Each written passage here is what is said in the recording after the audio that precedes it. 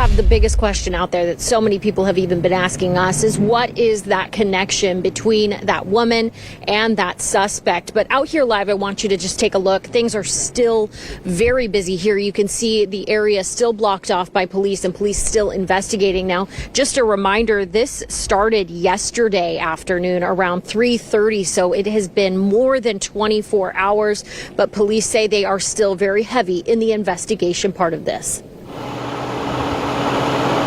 It was a terrifying 10 hours for neighbors living near Southeast 171st and Division. I have never wanted to get out of where I live more than I do right now. Around 3:30 on Sunday afternoon, police say they got a call from a woman crying, saying she was being held hostage. They also say neighbors called to report multiple gunshots. There's currently a shooting happening in my apartment. Brandy Freeman lives nearby. She got this video of SWAT teams through her window. We're on the same level as the shooter, so just really afraid that we might get a bullet through our window or through one of our walls. Police were shot at as they tried to do a wellness check at the apartment. That's when CERT and crisis negotiators came in. It took multiple failed attempts and 10 hours before they were able to get into the apartment. I jumped every time you heard a bullet come through, and there were at least, they said 30 rounds, but there were definitely more if you count all the shots that the SWAT team were firing in. Once police entered, they found a woman dead. Neighbors say they believe they know who she is. The suspect barricaded himself in another room, but eventually law enforcement got to him, taking him into custody. Freeman says after this, she knows it's time to move. Now more than ever, we need to move, and I need to get out because it's not safe for my son. It's really not safe for any of the kids that live there.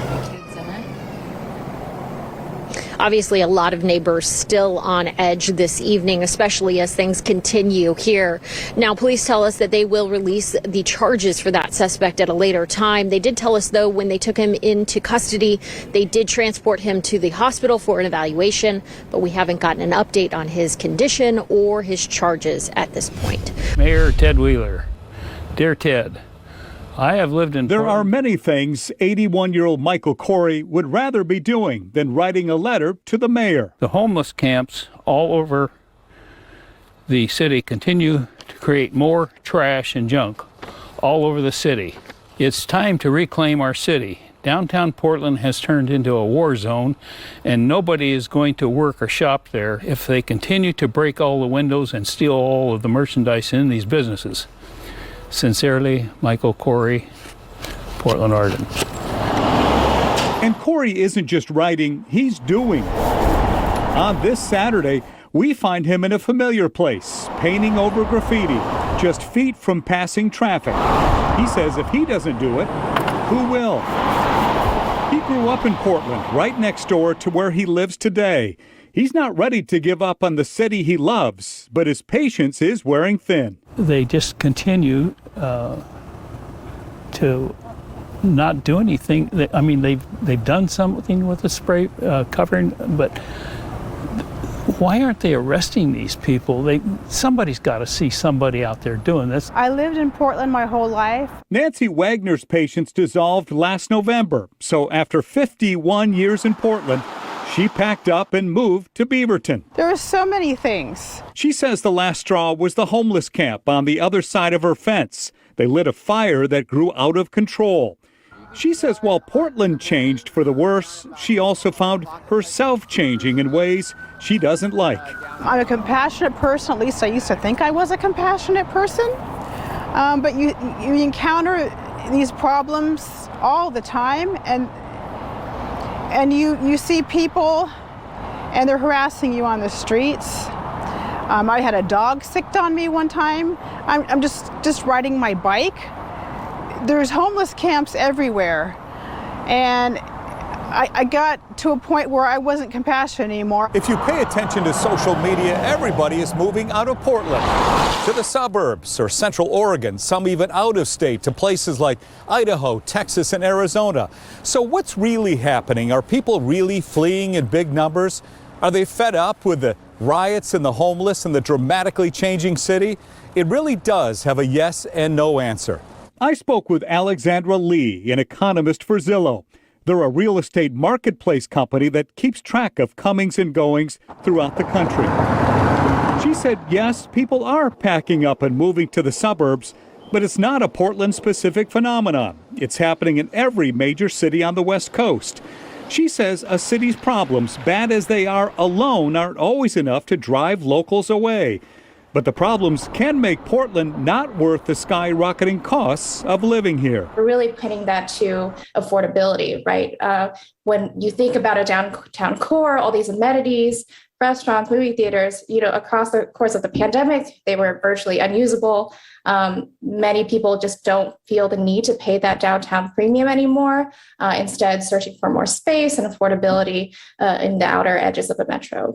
Lee says Portland's rental market came to a screeching halt at the beginning of the pandemic, but shot back up 9% in February of this year. Portland's economy, I think, remains strong and healthy. Portland City Commissioner Mingus Mapps has heard the whispers, too, about people moving out of town. While he says the migration to Portland isn't as strong as it used to be, it's still a desirable place to live.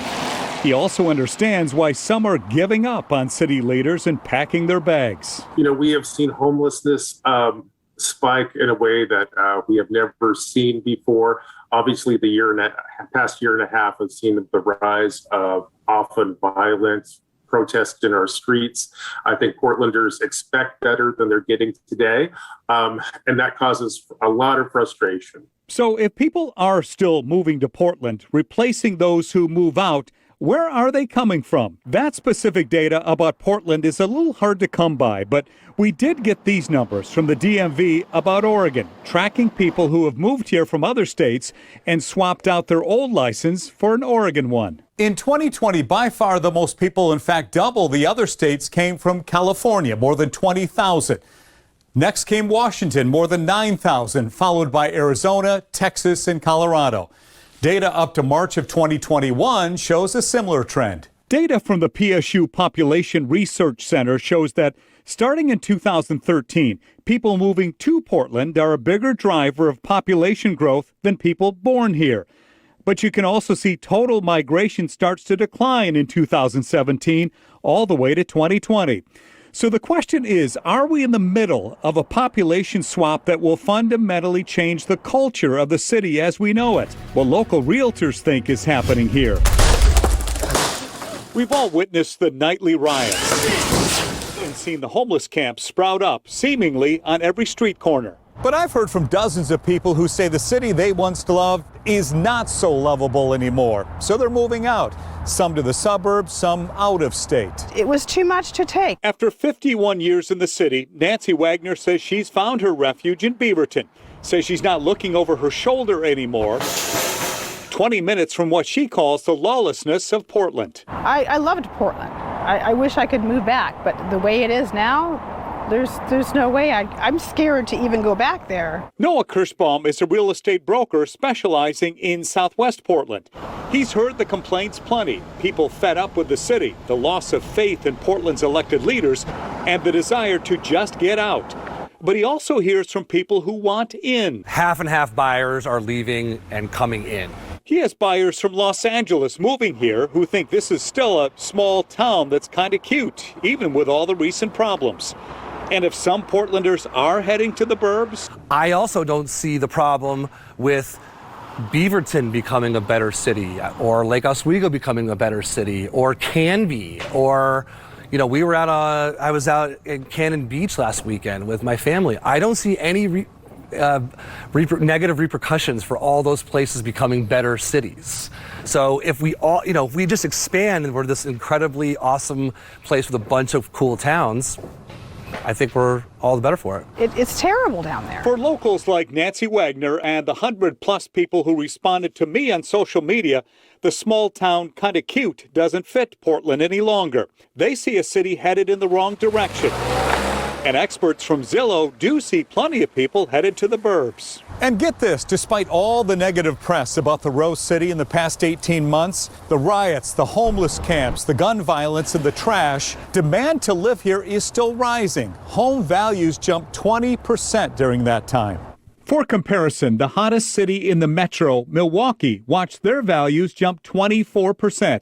And according to the Portland State University Population Research Center, Portland added 7,575 people in 2020. So it seems Portland is still a desirable place to live. Billy Grippo is a longtime local realtor. He says it's all about perspective. You know, I think partly because we have this bubble that we live in Portland, and we literally see, you know, the riots, the protesters, the vandalism.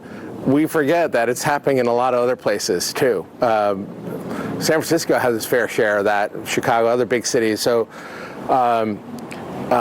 this is garden variety for a lot of our clients in terms of, you know, what we think is horrific. They think, hold my beer. So. Realtor Amy Acevedo is licensed in Portland and Southwest Washington.